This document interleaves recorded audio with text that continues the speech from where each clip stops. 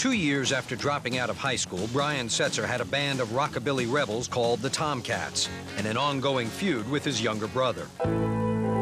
Gary Setzer wasn't happy about being replaced in the band and felt betrayed by his high school classmates Leon Drucker and Jim McDonnell. It wasn't the most pleasant thing in the world, I must say that. Leon and Jimmy were actually my childhood friends. I use that word friend. You know, you take the R from friend and you've got a fiend. I don't know if I should say this, but I mean, there was jealousy there, you know? It's very sad between two brothers. But Brian was determined to continue blazing his own trail, writing songs showcasing his group's stripped-down sound and trying to ignore the whispers that his rockabilly band would never be anything more than a novelty act. First few times playing around Long Island, they didn't know what it was exactly, but they liked it. I mean, they all danced to it and they loved it, but they didn't really know what it was. And then one day we were playing a gig down in Philadelphia, and I met an English bartender by the name of Tony, and he saw me and he went, "You're a star. If I bring you to London, you're going to be a smash." He only wanted to bring me. Didn't want to bring Jim and Lee. I stuck with my friends. I said, no, they're part of the band. We have a magic together. We're all going or nobody's going. Bartender Tony Bidgood agreed to Brian's conditions, and he was so enthusiastic about the Cats' overseas prospects that he offered to accompany the band to England as their manager. Well, when you think about it, I mean, America's been totally bad at embracing, you know, its own inventions. Jazz artists are consistently, you know, being chased over to Europe in order to make a living, and same with rockabilly. In May 1980, the band sold everything they had and bought one-way tickets to England, arriving in the UK with a fitting new name, the Stray Cats.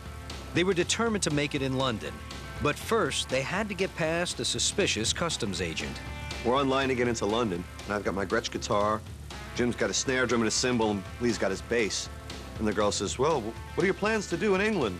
We said, sightsee.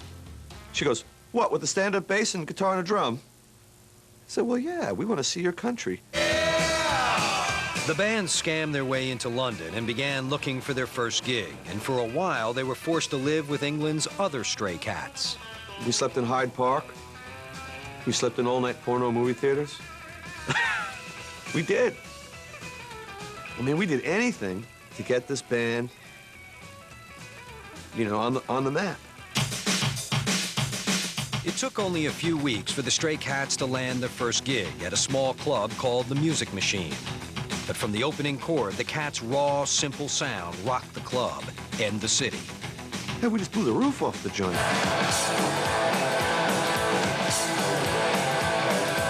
Chrissy Hynde was there, and Ray Davies, Pete Farndon from the Pretenders. It was unbelievable. From the very first gig, it was just crazy. It didn't take long for English record labels to go crazy for the Cats. And all of a sudden now, all these labels were saying, "Hey, we'll get you an apartment, we'll get you this." You know, just to try and schmooze them into signing with them. The Cats signed with Arista Records UK, and producer Dave Edmonds infused the band's traditional rockabilly sound with a contemporary edge. When the Stray Cats released their self-titled debut album in November of '80, it was an instant smash. Within months, all of Europe was clamoring for the Cats. Well, one of the hottest properties in the record business at the moment. With their first ever single, here come the Stray Cats and Runaway Boy.